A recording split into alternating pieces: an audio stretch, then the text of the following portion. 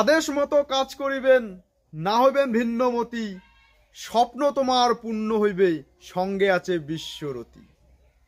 এবার এই ভূখণ্ডের মানুষের যে রঙিন বা সোনালী স্বপ্ন সেটা আবার পূরণ হইবে। কারণ এই ভূখণ্ডের পরম ধন্য মহারাজ যুগ সন্ধিক্ষণের যুগনায়ক সার্টিফিকেট চোর উপিন বর্মন ওরফে রাজ্যসভার সাংসদ নগেন্দ্রনাথ রায় পার্লামেন্টত আমার গুলের হয়া কথা কবার সুযোগ পাইছে। মিডিয়ার সামনত কি কইছে? গভর্নমেন্টকে এটা করা উচিত। ইউনিয়ন টেরিটরি তুলবেন আওয়াজ এই নিয়ে লোকসভায়?